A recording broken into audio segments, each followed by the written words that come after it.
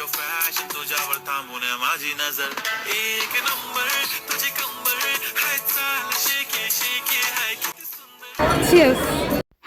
Guys, അപ്പോൾ ഇന്ന് നമ്മുടെ കാവ്യേച്ചിയുടെ വെഡ്ഡിങ് റിസപ്ഷൻ ആണ്. ഞാൻ ദാ അങ്ങോട്ട് പോകുന്നേ ഉള്ളൂ. കുറച്ച് ലേറ്റ് ആയിപ്പോയി. അവിടെ ചെന്നപ്പോൾ ദാ കണ്ണൻചേട്ട ഫ്രണ്ടിലുണ്ട്, ചക്കിയമ്മ ലുക്കായിട്ടുണ്ട്. നമ്മുടെ കുരുപ്പുകൾ വരെ എത്തി, എന്നിട്ട് ഞാൻ എത്തിയില്ല. അമ്പൂട്ട ക്യൂട്ടായിട്ടുണ്ടല്ലേ ഗൈസ്. അങ്ങനെ എല്ലാ റിലേറ്റീവ്സിനെയൊക്കെ കണ്ടു, നല്ല രസമായിരുന്നു. കേടു ലുക്കിലായിരുന്നു. പിന്നെ നമ്മുടെ കപ്പിൾസിന്റെ കാര്യം പറയണ്ടല്ലോ, അച്ചിയും കുഞ്ഞാറ്റയും പിന്നെ പൊളിയായിരുന്നു ഗൈസ്. ഇതാണ് ഭാവന വല്യമ്മ.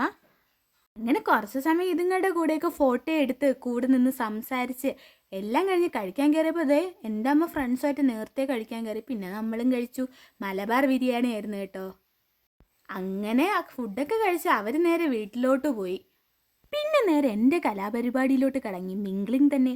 വല്യച്ഛന്മാരുടെ അടുത്തൊക്കെ കമ്പനി അടിച്ച് മാമിമാരെയും കണ്ട് നേരെ കസിൻസിൻ്റെ അടുത്ത് പോയപ്പോൾ അവർ വേറെന്തോ പരിപാടിയിൽ ബിസി ആയിരുന്നു ഗൈസ്. പിന്നെ അങ്ങോട്ട് ചറപറ ഇരുന്നും കിടന്നും നിന്നും ഒക്കെ അങ്ങോട്ട് ഫോട്ടോ എടുപ്പായി. പിന്നെ അല്ലാതെ എന്ത് ചെയ്യാനാ.